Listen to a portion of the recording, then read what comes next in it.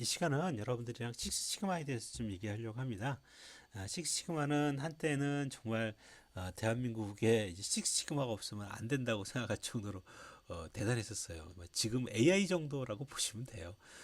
그런데 지금은 이제 별 의미가 없죠. 이렇게 우리가 확 했다가 확 없어지는 것을 패드라는 말을 써요. 근데 이제 식스시그마는 나름대로 상당히 강력한 한 10년에서 15년 정도 기업에서는 상당한 영향을 미쳤습니다. 그거에 비해서는 지금은 아무 얘기가 없죠. 이런 것들이 이제 우리가 상당히 이제 기업 경영을 하다 보면 여러 번 보게 됩니다. 그래서 이제 데이터 사이언스나 AI도 이게 앞으로 그런 패드에 지나지 않을 것이냐, 아니면 이게 계속적인 영향을 미칠 것인가 하는 것에 대해서 우리가 관심을 갖게 되죠.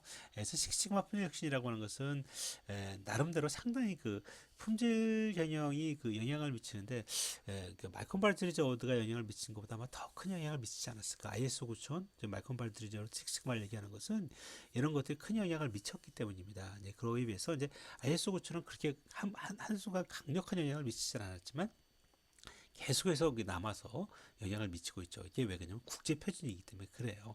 그래서 국제 표준이 갖고 있는 장점이 또 있는 거라고 말씀드릴 수 있습니다. 그래서 여러분들이랑 기본적으로 식스시그마가 무엇인지를 설명을 드리고요. 식스시그마에 대한 이제 기본적인 여러 가지 방법론 중에서 이제 DMAIC라고 하는 어떤 그 절차가 있거든요. 그리고 뿐만 아니라도 이제 블랙벨트라든지 그린벨트라든지 교육 체계라는 것들이 있어요. 그래서 그런 것들을 좀 설명을 드리도록 하고요.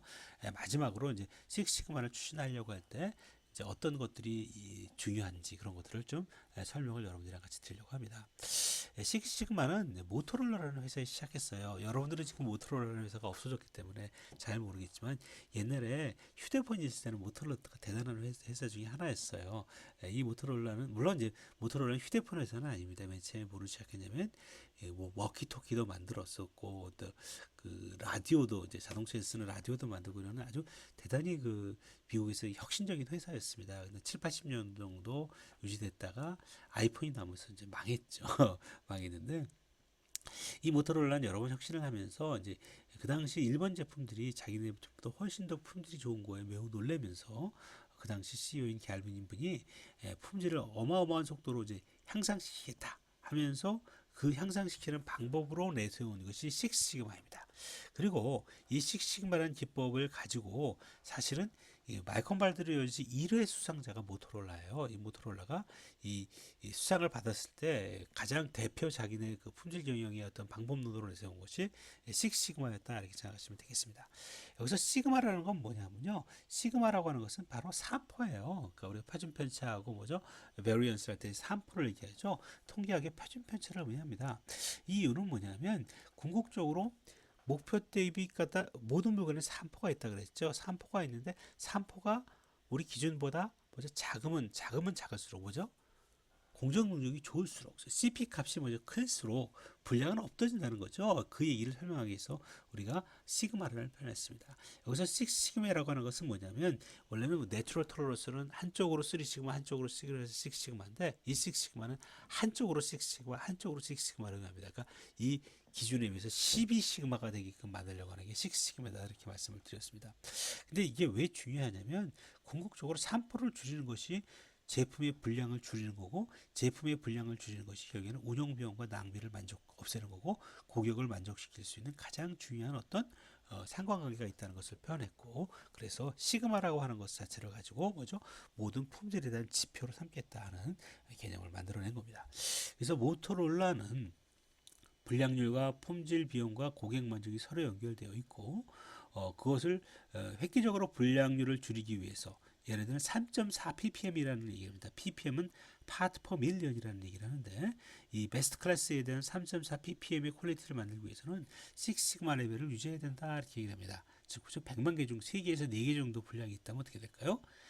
거의 없다고 말하는 게 맞겠죠. 없다는 말을 쓰는 거죠.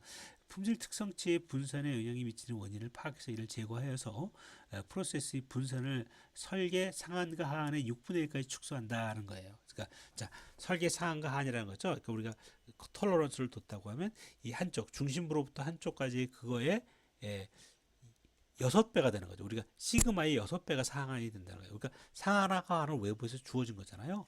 그리고 3%는 공정 내부에서 만들어지는 거잖아요. 공정 내부에 사실은 뭐죠? 우리가 그 상한과 하한을 넓힌다는 게 아니라 상한과 하한은 그대로 있는 거예요. 어떻게 되는 거죠? 상한과 하한은 그대로 있는데 내가 우리 회사 내에 뭐죠? 산포를 줄임으로써 뭐가 되는 거죠? 이 상한과 하한이 멀리 있게끔 만들겠다는 그런 개념이에요. 예, 그 개념이 바로 식스시그마의 기본적인 개념이다 이렇게 말씀을 드릴 수 있겠습니다. 이 모토로라가 품질 혁신에 가장 중요한 영향을 미쳤다고 한다면 개인적으로는 해리라고 하시는 분이 닥터 해리라는 사람이 가장 큰 영향을 미쳤습니다. 궁극적으로 식스시그마를 달성하는 구체적인 여러 가지 방법론들을 이 사람이 제시합니다. 그러기 위해서 이 사람은 프로세스 개선을 위해서 프로젝트를 어떻게 선정할 것이며 그걸 어떻게 수행할 것인지를 설명했는데요. 그 중에 제일 중요한 것이 Breakthrough Strategy라는 겁니다. 이게 MAIC라고 해서 모든 작업을 할 때는 Measure, Analysis, Improvement and Control 레벨을 진행해야 된다고 말씀드렸고요. 이 네 가지 단계에 있어서 각각 사용해야 되는 통계 기법이 뭔지들을 뭐죠? 정립해 놨습니다. 이걸 정립해 놓고 난 다음에 실질적으로 얘네들을 프로젝트 베이스드 러닝을 했어요. 프로젝트 베이스드 러닝은 뭐냐면 내가 강의를 하고 실제 프로젝트를 같이 진행하는 거죠. 그러면서 그런 교육 시스템을 만들면서 실질적으로 많은 사람들한테 이 그러니까 MAIC를 이용해서 브레이크스루 스트래티지를 이용해서 실제적인 문제를 해결해서 품질 문제를 개선하는 그런 활동들을 진행해 줬죠. 그러면서 이 사람이 원래 좀 가라데를 좋아했다고 합니다. 그래서 이제 블랙벨트, 우리가 제대로 된 사람이죠. 블랙벨트는 이제 제대로 식스시그마를 운영할 수 있는 사람. 마스터 블랙벨트라는 것은 진짜 식스시그마를 여러 번 운영해서 이제 프로젝트 진행을 코치해 줄 수 있는 정도의 사람이라고 했고요. 그리고 실질적으로 이제 블랙벨트 밑에 여러 이제 실제 팀원들이라고 할 수 있죠. 이제 그린벨트를 둬서 실제로 체계화를 만듦으로 해서 사람들이 이제 이 식스시그마의 확산에 참여할 수 있는 그런 체계를 만들었고요. 그리고 개선 내용들을 이제 비용으로 또 뭐죠? 개선 효과로 이제 정량적으로 표현함으로 돈으로 평가함으로써 식스시그마의 효과를 전 세계에 알리기 시작하는 그런 사람이라고 할 수 있습니다. 그에 비해서 마지막에 이제 GE는 이 프로젝트 개선에 대한 이제 금전적 성과, 바텀라인이라는 얼마나 그래서 도움이 됐는데 하는 얘기들을 이제 많이 했었고요.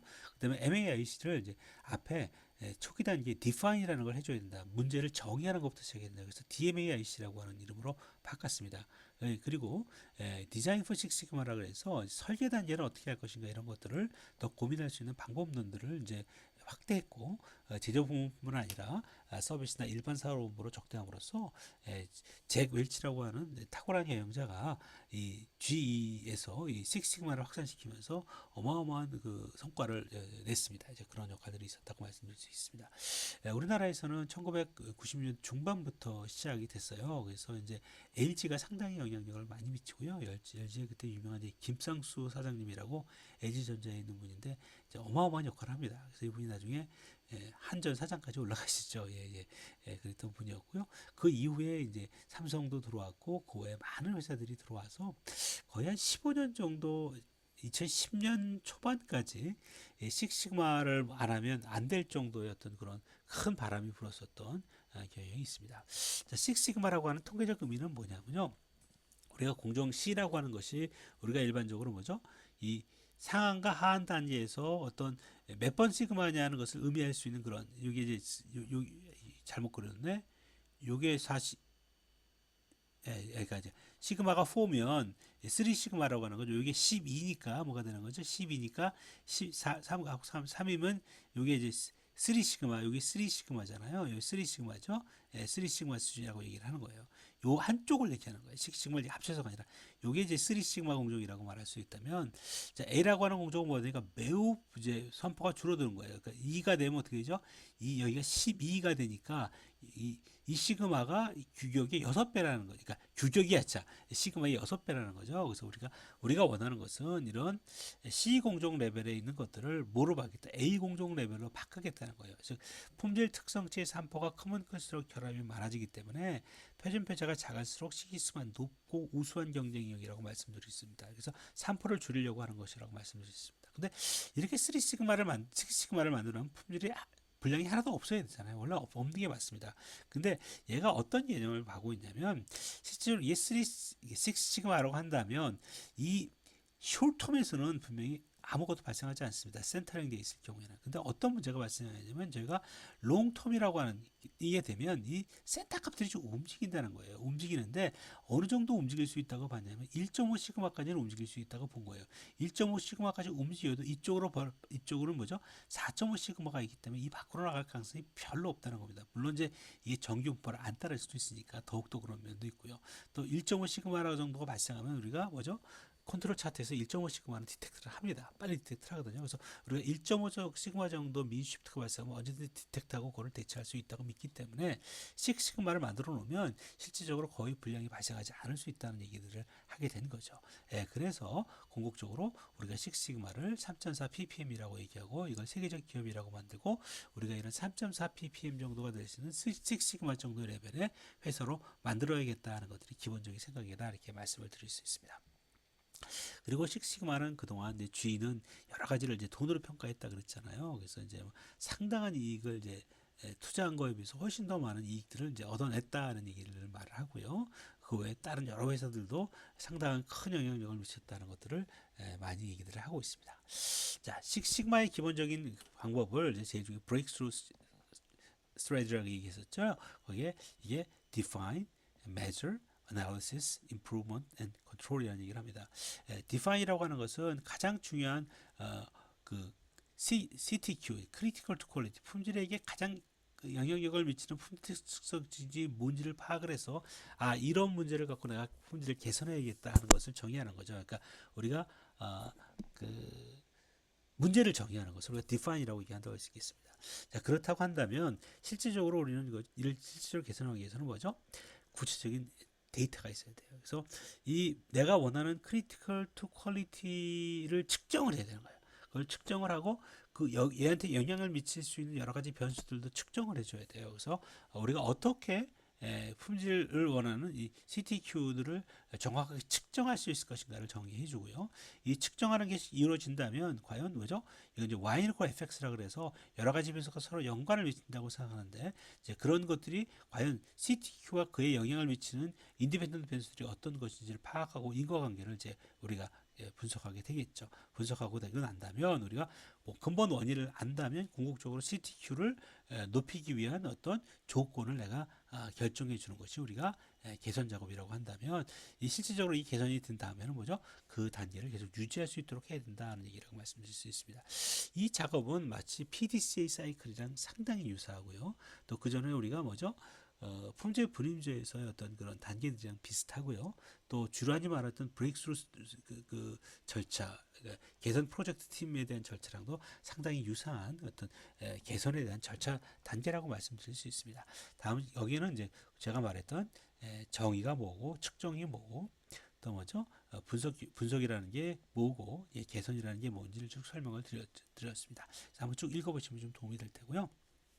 그다음에 재밌는 게 뭐냐면 여기에서 개념적인 얘기만 끊는 게 아니라 해리가 한 큰 작전 중에 하나는 뭐죠? 과연 매저와 어널리시스, 임프루먼트, 컨트롤이라고 하는 것이 어떤 일들이고 어떤 일들인데 거기에 필요한 방법론들이 뭐다 하는 걸 설명을 해놨어요. 이 방법론들은 뭐죠? 통계적 방법론들도 있고 뭐죠? 데이터는 통계적 방법론이 아니고 어떤 말로 하는 방법론도 있고 이제 이 FMEA는 Failure Mode Effect Analysis라고 해서 그러니까 페일러가 발생했을 때 어떤 효과가 있는지 그리고 어떤 원인이 그에 영향을 미쳤는지에 대한 분석을 하는 어떤 테이블로 만드는 어떤 분석이에요. 신뢰성에서 많이 하는 거고요. 뭐 QFT라든지 매저를 하기 위해서는 뭐죠? 측정 시스템이 게이지 RNR이라고 해서 측정 시스템이 정확한지를 이제 평가하는 그런 여러 가지 것들을 활동들을 하게끔 되어 있고요. 분석을 위해서는 당연히 뭐죠? 원인들을 찾아야 되니까 결과값만 아니라 뭐 그러니까 이시가와 다이어그 같은 것들을 만들고 브레인스토밍들을 하고 또 여러 가지 통계 분석을 통해서 그 작업들을 진행하게 되겠죠. 그리고 임프루먼트를 하기 위해서는 원인을 알아야 되기 때문에 많은 실험 계획을 통해서 많이 작업들을 하게 됩니다. 그런 방법론들이 있고요. 마지막에 우리가 이거를 정착시키기 위해서는 이제 컨트롤 차트라든지 여러 가지 방법론을 통해서 그것을 정착시킬 수 있다 이렇게 만들어 놓은 거라고 말씀드릴 수 있겠습니다. 그래서 궁극적으로 이것들을 교육과 프로젝트 베이스로 연결시켰다는 게 가장 큰 장점이라고 말씀드릴 수 있어요. 아까 말씀드린 것처럼 우리가 Y라고 하는 것은 뭐죠? 우리가 원하는 CTQ인 거예요. 즉 품질에게 결정적인 영향을 미치는 요소가 무엇이고 그것이 X는 여러 개의 변수가 되겠죠. 여러 가지 인풋 변수들이 얘랑 영향을 미치는데 이 중에서 가장 큰 영향을 미치는 것이 뭔가를 보려고 하는 거죠. 이게 여기 통계적인 모형이랑 비슷하죠. 리그레션 모델에서 y는 equal fx라고 표현할 수 있죠. 또 우리가 실험 경우에서도 마찬가지죠. 이렇게 표현되게 되겠죠. 이 변수가 뭐죠? 다만 그때는 디스크리트한 거가 된다는 거가 차이점이라고 말씀드릴 수 있고, 예. 그래서 실질적으로 우리가 y는 equal fx에서 내가 중요시 여기는 y에 영향을 미치는 가장 중요한 x가 뭔지를 찾아내 주는 것이 이 문제의 가장 기본적인 문제라 이렇게 설명을 드릴 수 있겠습니다. 그런데 식스시그마의 재밌는 구조가 있어요. 식스시그마의 재밌는 구조가 뭐냐면 아까 말씀드린 블랙벨트라는 걸 만들었어요. 블랙벨트라는 건 뭐냐면 마치 우리가 지금 말씀하신 데이터 사이언티스트 같은 거예요. 데이터 사이언티스트는 상당히 나름대로 교육을 받아서 데이터를 분석할 수 있고 데이터 사이언스 프로젝트를 끌고 나갈 수 있는 사람이잖아요. 그런 거랑 마찬가지로 이런 통계적 기법을 다 이해하고 있고 그거에 또 나름대로 도메인 날리지도 어느 정도 있어서 이 프로젝트를 끌고 나갈 수 있는 사람을 우리가 블랙벨트라고 합니다. 그래서 이걸 블랙벨트 팀이라고 얘기를 하는데 이 블랙벨트 팀에서 이 블랙벨트를 끌고 나간 사람이 이제 블랙벨트라고 얘기해요. 이 사람들은 일반적으로 교육을 제대로 받았고 그리고 일반적으로 한 두세 차례 정도 경험이 있는 사람을 블랙벨트를 줘요. 예, 그 사람들이 블랙벨트 프로젝트를 진행하고요. 때에 따라서는 블랙벨트가 아니라 좀 자잘한 프로젝트도 있을 수 있고요. 또 그만큼 교육을 받지 않았지만 진행할 수 있는 사람들 그린벨트 프로젝트도 있습니다. 그리고 이 그린벨트라고 하는 사람은 일반적으로 이 블랙벨트 팀의 일원으로 들어가서 프로젝트를 같이 진행하는 사람으로 설명을 합니다. 이게 일반적으로 이제 팀이 이렇게 구성된다고 볼 수 있겠고요. 마스터 블랙벨트는 진짜 이제 고수인 거죠. 고수. 데이터 사이언스에서 데이터 사이언스 리서처에서 뭐 박사학위 받고 뭐 그쪽으로 굉장히 많이 경험이 있고 이런 사람으로서 실제 블랙벨트 팀이 운영되는 것을 지원해 주는 사람이라고 말씀드릴 수 있습니다. 그러니까 요게 이제 실질적으로 이제 프로젝트를 진행하는 사람이라고 한다면 요거는 프로젝트를 지원하는 사람들이에요. 이 챔피언이라고 하는 것은 일반적으로 스판서라고 생각하면 돼요. 그걸 지원해 주는 사람이고 리더십은 리더십 이사나 뭐 이런 사람들이겠죠. 그런 분들이 이 프로젝트를 지원해 줘야 되고요. 이 프로젝트가 제대로 이용하려면 뭐죠? 여러 가지 HR, 휴먼 리소스죠, 파이낸스, IT 이런 데서 또 정보적으로 지원해 주기 때문에 여기가 지원 구조라고 말한다고 한다면 이건 실질적으로 프로젝트를 진행하는 구조라고 말씀드릴 수 있고 이 블랙벨트라고 하는 것이 되게 중요하다고 말씀드릴 수 있습니다. 그래서 이제 블랙벨트를 어떻게 양성하느냐가 되게 중요한 이슈가 됩니다. 예, 블랙벨트를 아까 말씀 이게 이제 그린벨트가 뭐고 블랙벨트가 뭐고 챔피언이 뭐라는 것들을 쭉 설명을 드렸고요. 블랙벨트는 이제 제대로 된 교육을 다 받은 사람이라고 말씀드릴 수 있고요. 일반적으로 블랙벨트를 주려면 프로젝트를 뭐 2개나 3개 이상 석세스풀리 이제 진행한 사람들 블랙벨트를 주는 경우가 이제 대부분입니다. 그렇게 진행하고요. 그린벨트는 그보다 좀 더 수준이 낮은 그런 상황이라고 말씀드릴 수 있다고 말씀드리겠습니다. 자, 그럼 블랙벨트 교육은 어떻게 진행되느냐? 4주 동안 진행을 되는데요. 일단 그러니까 4달 동안 보통 진행을 하는데 일주일 동안 이제 그 매저먼트에 대한 강의를 합니다. 그 매저먼트에 대한 강의를 하고 나서 3주 동안 실제 회사에 가서 내가 원하는 프로젝트를 진행을 하기 시켜요. 그러고 난 다음에 어널리시스를 진행을 하고 어널리시스 교육이 일주일 동안 하고 난 다음에 뭐죠? 실제 그거에 대한 데이터를 갖고 분석을 하도록 하고 또 인프루먼트 교육을 시키고 난 다음에 그 인프루먼트를 실질적으로 거기서 적용하도록 하고 끝나고 나면 컨트롤 강의를 하고 실질적으로 그것들을 진행할 수 있는 이런 절차를 따라서 진행을 하게 되겠죠. 그리고 그런 절차를 진행하는 데 있어서 교육 프로그램들은 당연히 아까 말씀드린 것처럼 DMA-YC의 교육 프로그램이 있다 그랬죠. 이런 것들 다 만들어서 이런 교육들을 회사에서 실시를 해서 실질적으로 우리가 블랙벨트를 양산을 하면서 뭐가 되는 거죠? 교육을 실시하고 여기 있군요. 이 원유케에서 하는 우리가 일반적으로 하는 것은 이제 프로세스 매핑, 퀄리티 펑션 디플로이먼트, 페일리어 모드 이펙트 애널리시스, 뭐 그다음에 베이직 스태티스틱 앤 미니템을 사용하고 프로세스 케이퍼빌리티도 되겠죠. 메저먼트 시스템 같은 걸 가리키고요. 여기는 뭐 스태티스틱 같은 게 하이포시스 테스팅, 코릴레이션, 뭐 멀티베리트 애널리시스 이런 걸 리그레션 모델을 가리키고요. 여기서 디자인, 익스페리먼트 디자인 상당히 많이 합니다. 를 가리키고 마지막에서 컨트롤 차트부터 시작해서 여러 가지 기법들을 설명해 준다는 얘기 설명을 하고 있습니다. 이런 강의를 하면서 같이 프로젝트를 진행하는 거죠. 프로젝트를 진행하는데 이게 한 단계에 끝나는 게 아니라 초기 단계의 식스티그마부터해서 우리가 블랙벨트를 양산한다고 한다면 그리고 초기 단계에서는 어떤 프로젝트를 중요시하냐면 쉽게 이제 성과를 낼 수 있는 프로젝트를 진행을 하고요. 점차 진행하면서 간접품으로 또 식스시그마를 R&D나 이런 가지로 올리면서 전략적으로 이제 끌고 나가면서 이게 식스시그마를 달성할 수 있도록 지속적으로 회사의 어떤 식스시그마의 문화가 정착되도록 노력을 합니다. 그래서 보통 식스시그마가 시작되면 한 3, 4년이 걸려야 나름대로 식스시그마가 그 회사 안에서 정착되고 있다고 얘기를 많이 하죠. 그 GE 같은 경우도 5년에 이제 처음으로 이니시티브를 시작해서 처음에는 이제 매니팩처링에서 그걸 사용하였고 그놈을 조금 더 넓은 레벨로 좀 넓혔고 뭐 그렇게 해서 지속적으로 이제 확장해 나가는 그런 모양들을 좀 보여주고 있는 그런 상태를 보여줍니다. 그리고 이제 식시그마를 성공할 때 성공 요인을 얘기하는데 이제 식시그마의 문제만이 아니라 거의 모든 이제 그 어떤 이니시어티브가 있으면 그 이니시어티브가 성공하는 것들을 얘기할 때 비슷한 얘기를 합니다. 성공적인 결과를 하기 위해서는 그러니까 요새 뭐 이제 우리가 데이터사 회사에 가면 데이터 사이언스 팀이나 AI 팀들이 막 생겨요. 막 생기는데 성공을 잘 못합니다.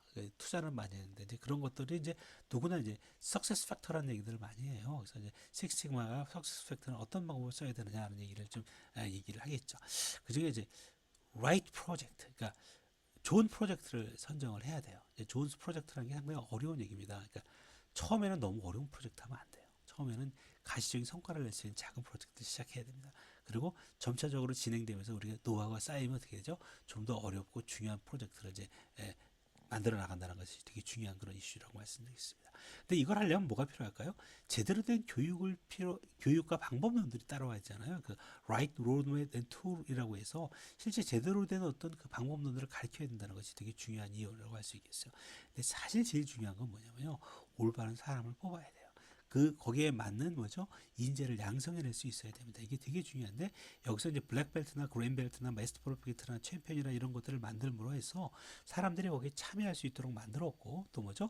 이런 것들을 교육시킬 수 있는 좋은 툴들이 있었습니다. 그리고 또 이것들을 하기 위해서는 거기에 따라 상당히 이들을 지원해 줄 수 있는 서포트 시스템들이 잘 구성되어 있어야 된다고 말씀드릴 수 있습니다.